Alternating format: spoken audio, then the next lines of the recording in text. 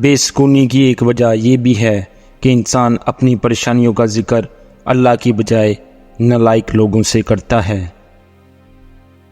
کسی کے گھر جاؤ تو اندھے بن کے جاؤ اور کسی کے گھر سے نکلو تو گونگے بن کے نکلو۔ بندہ مخلص ہو تو لوگ بیوقوف سمجھتے ہیں۔ دوست اور ہتھیار ہمیشہ اچھی نسل کے رکھو۔ میرے نظریات مجھے تنہا رکھتے ہیں، منافق ہو جاؤں تو ابھی بھیڑ لگ جائے۔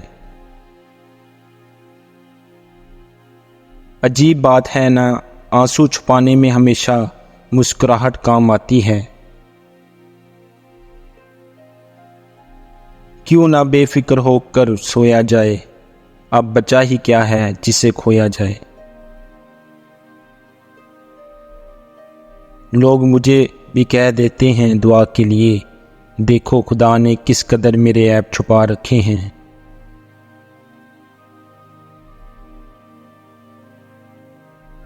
بھروسہ کرنے میں احتیاط کیجیے، کیونکہ شیطان بھی پہلے فرشتہ ہوا کرتا تھا۔ رب وہاں سے دروازے کھولتا ہے جہاں سوچا بھی نہیں ہوتا۔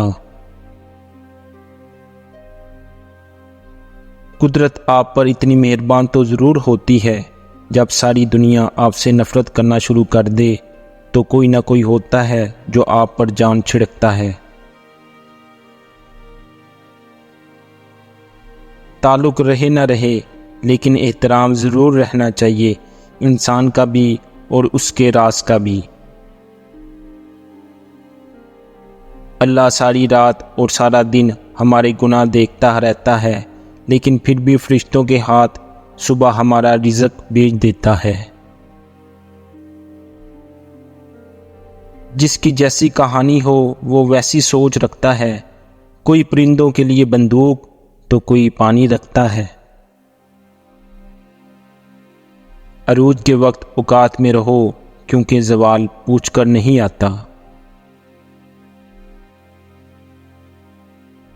کچھ لوگوں کو مخلصی راس نہیں آتی، اس لیے وہ اپنے جیسوں میں جا کر ہی مطمئن رہتے ہیں۔ ضروری نہیں ہر ہنسی میں خوشی پوشیدہ ہو، کچھ کہہ کے اس لیے بھی اونچے لگانے پڑتے ہیں تاکہ غموں کا شور کسی اور کو سنائی نہ دے۔